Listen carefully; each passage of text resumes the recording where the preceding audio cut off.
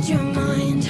Think about your dumb face all the time. Living in your glass house, I'm outside. Mommy. Looking at your big blue eyes.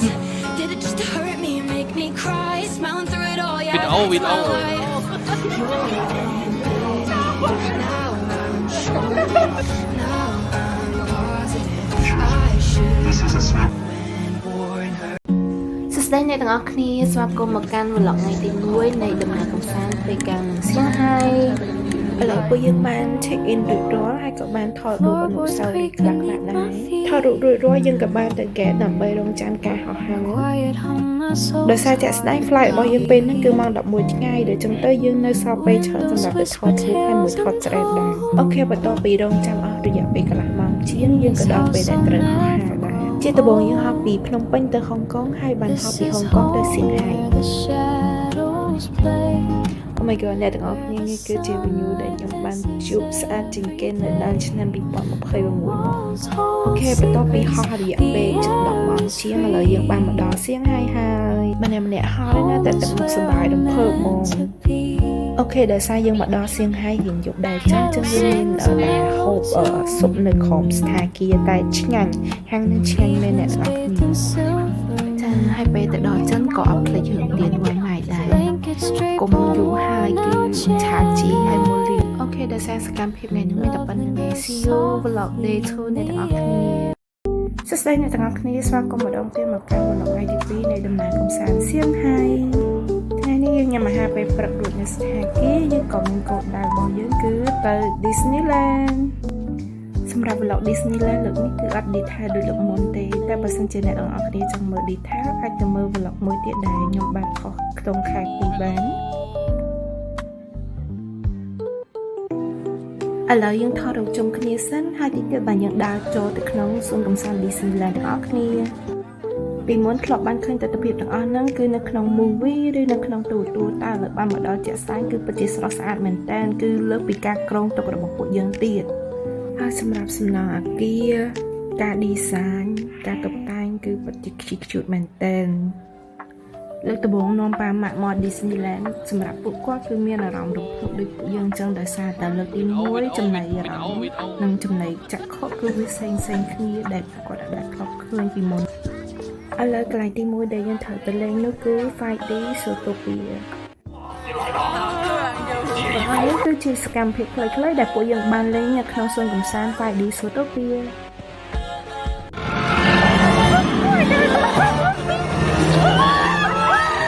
ហើយល្បែងកម្សាន្តទី2ដែលយើងត្រៀមទៅលេងនោះគឺល្បែងកម្សាន្តដ្រូនល្បែងកម្សាន្តមួយនេះគឺជាល្បែងកម្សាន្តដែលយើងមកដល់សៀងហៃ Disneyland មិនអាចរំពេលលេងល្បែងកម្សាន្តមួយនេះមានទាំងញាប់ញ័រភ័យរន្ធត់និងសប្បាយផងដែរសម្រាប់អ្នកលេងដ្រូនហើយមកលេងថាសហមួយនេះអាចនឹងមានអារម្មណ៍ថាសាមញ្ញ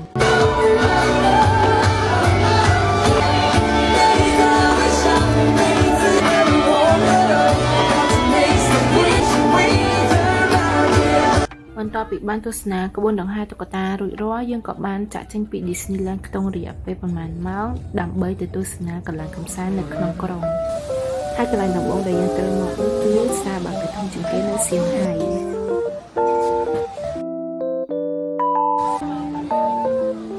កន្លែងល្បីនៅក្នុង social media ដែលគេអាសាមកថតរូបនោះគឺនៅជាប់នឹង Starbucks សៀងហៃនោះគឺទូក RV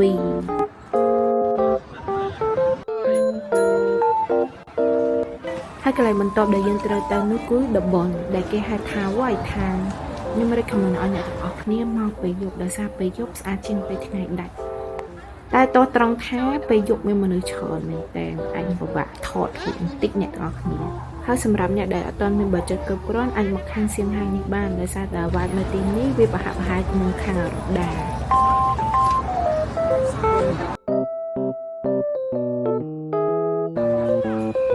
កន្លែងបន្ទាប់ដែលយើងត្រូវទៅនោះគឺវិថីណានជីងដែលកន្លែងនោះយើងទៅញ៉ាំបាយតែម្ដង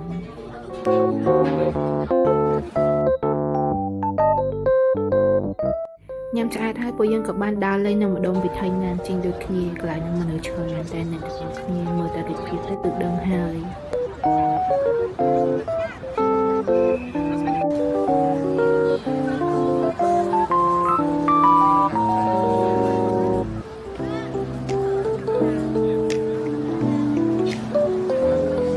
អូខេយើងក៏ដល់ពេលដែលយើងត្រឡប់មកខាង Disneyland ដើម្បីមើលកញ្ចក់វិញដែរនេះគឺជាទស្សនវិជ្ជាពេលយប់នៃសួនកំសាន្ត Disneyland ពិតជាស្រស់ស្អាតមែនទែនទាំងអស់គ្នាហើយនៅតែអ៊ូអរដដែលដោយសារភាគច្រើនគេនៅចាំមើលកញ្ចក់ចប់បានគេទៅផ្ទះវិញដែរចឹងណាអ្នកទាំងអស់គ្នា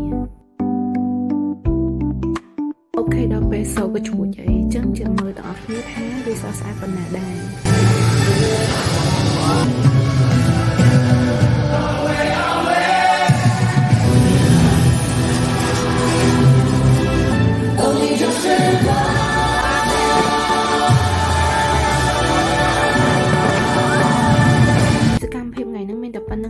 Goodbye and see you vlog ថ្ងៃទី3អ្នកទាំងអស់គ្នា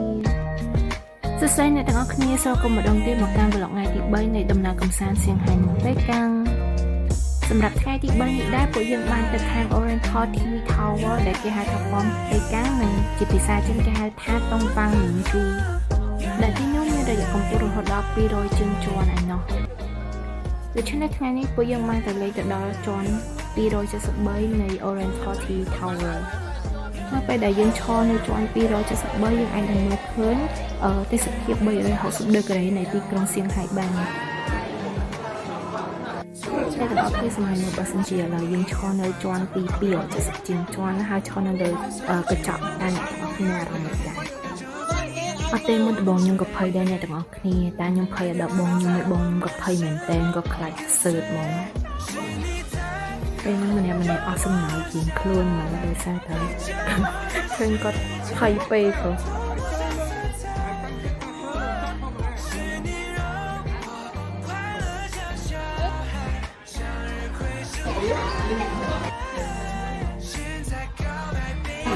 មានអារម្មណ៍មាន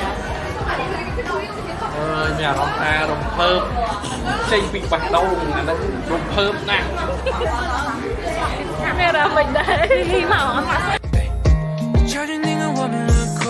你的眼神温柔闪烁，都会微笑过分青涩，绚烂成一簇烟火。បន្ទាប់ពីចេញពីប៉មសៀងហៃពួកយើងក៏បានទៅសារមន្ទីរនៅក្បែរប៉មសៀងហៃនឹងដូចគ្នានៅទីនោះក៏មានដាក់តាំងវត្ថុបុរាណនិងសកម្មភាពរបស់ប្រជាជនសៀងហៃកាលពីជំនាន់ដើមដែរ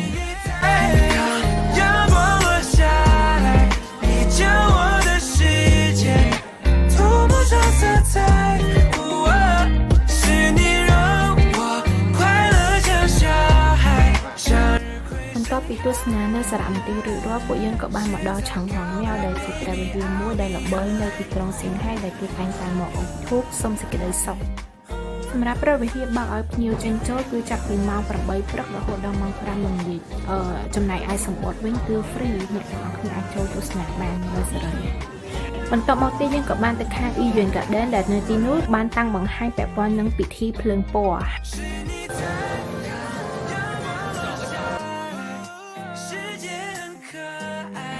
បន្ទាប់ពីដើរលេងចប់ពួកយើងក៏បានមកញ៉ាំអាហារថ្ងៃត្រង់ដែលជាអាហារ buffet